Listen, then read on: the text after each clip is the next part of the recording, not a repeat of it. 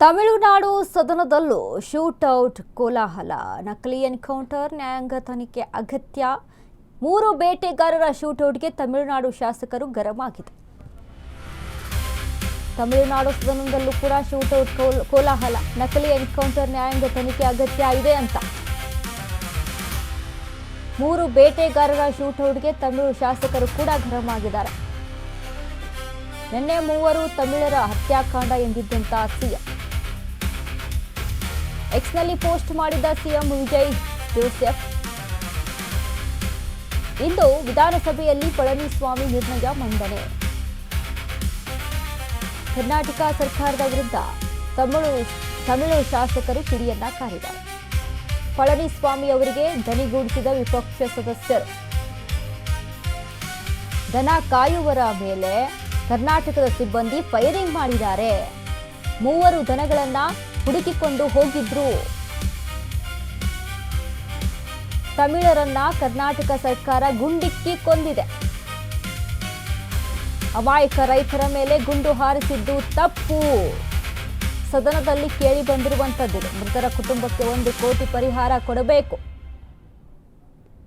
ಸರ್ಕಾರಕ್ಕೆ ಪಿಎಂಕೆ ನಾಯಕ ಗಣೇಶ್ ಕುಮಾರ್ ಮನವಿಯನ್ನ ಮಾಡಿದ್ದಾರೆ. 3 ಮೇಲಿನ ಹತ್ಯೆ ಮಾನವ ಹಕ್ಕುಗಳ ಉಲ್ಲಂಘನೆಯಾಗಿದೆ. ಈ ಪ್ರಕರಣವನ್ನ ಸಿಬಿಐ ತನಿಖೆಗೆ ವಹಿಸಲು ಡಿಎಂಕೆ ಆಗ್ರಹ. ಈ ವಿಚಾರ ಈ ನಮ್ಮ ಕರ್ನಾಟಕದ ಸದನದಲ್ಲೂ ಕೂಡ ಇದು ಕೇಳಿದಂತೆ ಕೋಲಾಹಲ ಇದ್ದಿತ್ತು. ಹನೂರು ಶೂಟೌಟ್ ಪ್ರಕರಣ ಇದೀಗ ತಮಿಳುನಾಡಿನ ಸದನದಲ್ಲೂ ಕೂಡ ಕೋಲಾಹಲ ಎಬ್ಬಿಸಿದೆ. ಇಲ್ಲಿ ಕೇಳಿ ಬಂದಿದ್ದೇನು, ತಮಿಳಿಗರನ್ನ ಕರ್ನಾಟಕ ಗುಂಡಿಕ್ಕಿ ಕೊಂದಿದೆ ಅಂತ. ಅಂದ್ರೆ ಯಾವ ರೀತಿಯಾಗಿ ಲಿಂಕ್ ಆಗುತ್ತೆ ನೋಡಿ. ಜೋಸೆಫ್ ವಿಜಯ್ ಕೂಡ ತಮಿಳಿನ ಸಿಎಂ ಆದಂತ ಜೋಸೆಫ್ ವಿಜಯ್ ಕೂಡ ಮಾತನಾಡಿದ್ರು. ಮನುಷ್ಯತ್ವ ಮರೆತು ನಡ್ಕೊಂಡಿದ್ದಾರೆ. ಸೊ ಹಾಗಾಗಿ ಯಾರು ಈ ರೀತಿಯಾಗಿ ಸರಿಯಾದ ತನಿಖೆ ಆಗಬೇಕು ಅಂತ ಆಗ್ರಹಿಸಿದ್ರು ಸರ್ಕಾರಕ್ಕೆ.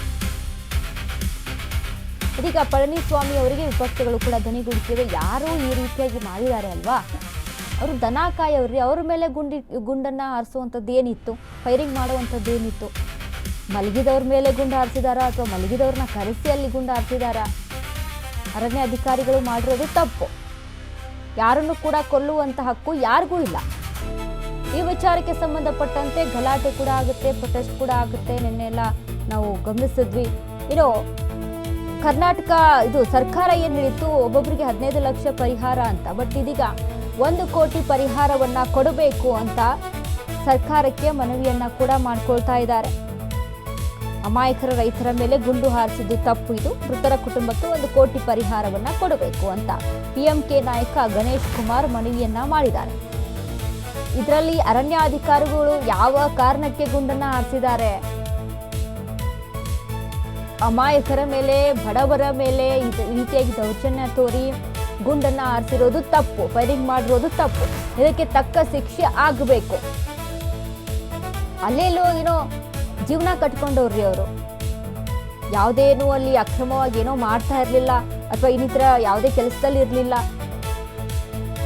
ಈ ರೀತಿಯಾಗಿ ಮಾಡಿದ್ದಾರೆ. ಮಲಗಿದವ್ರ ಮೇಲೆ ಗುಂಡು ಹಾರಿಸಿದಾರಾ ಅಥವಾ ಮಲಗಿದವ್ರನ್ನ ಕರ್ಕೊಂಡು ಹೋಗಿ ಅಲ್ಲಿ ಗುಂಡು ಹಾರಿಸಿದಾರಾ ಗೊತ್ತಿಲ್ಲ. ಈ ರೀತಿಯಾಗಿ ಆಗಿದೆ.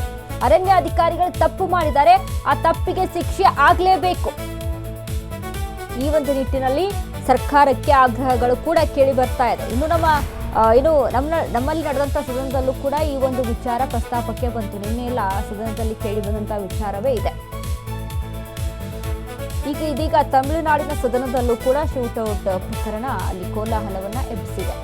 ಹೌದು, ಯಾರಾದ್ರೂ ಈಗ ನಮ್ಮ ರಾಜ್ಯದವರಾದ್ರೂ ನಾವು ಕೂಡ ಪ್ರಶ್ನೆಯನ್ನ ಮಾಡ್ತಿದ್ವಿ. ನಮ್ಮ ರಾಜ್ಯದವ್ರ ಮೇಲೆ ಬೇರೆ ಇನ್ನೊಂದು ರಾಜ್ಯದವರು ಅಲ್ಲಿ ಗುಂಡನ್ನ ಇಟ್ಟಿದ್ದಾರೆ, ಗುಂಡು ಹಾರಿಸಿದ್ದಾರೆ ಅಂತ ಅಂದ್ರೆ ಅದಕ್ಕೂ ಕೂಡ ನಾವು ಪ್ರಶ್ನೆಯನ್ನ ಮಾಡ್ತಿದ್ವಿ. ಫೈರಿಂಗ್ ಮಾಡಿದ್ದಾರೆ ಅಂದ್ರೆ ಪ್ರಶ್ನೆಯನ್ನ ಮಾಡ್ತಿದ್ವಿ. ಅದೇ ರೀತಿಯಾಗಿ ತಮಿಳುನಾಡು ಕೂಡ ಇದೀಗ ಪ್ರಶ್ನೆಯನ್ನ ಮಾಡ್ತಾ ಇದೆ. ನಮ್ಮ ರಾಜ್ಯದವರು ಅವರ ಮೇಲೆ ಗುಂಡನ್ನ ಹಾರಿಸಿದ್ದಾರೆ, 3 ಮೇಲೆ ಗುಂಡನ್ನ ಹಾರಿಸಿದ್ದಾರೆ ಕರ್ನಾಟಕದ ಅರಣ್ಯಾಧಿಕಾರಿಗಳು. ಸೊ ಹೀಗಾಗಿ ಇದಕ್ಕೆ ಯಾರು ಮಾಡಿದ್ದಾರೆ ಅವರಿಗೆ ಶಿಕ್ಷೆ ಆಗಬೇಕು, ತಕ್ಕ ಶಿಕ್ಷೆ ಆಗಬೇಕು, ಅದ್ರ ಜೊತೆಗೆ ಪರಿಹಾರ ಕೊಡಬೇಕು ಅಂತ ಆಗ್ರಹ ಕೇಳಿ ಬರ್ತಾ ಇದೆ.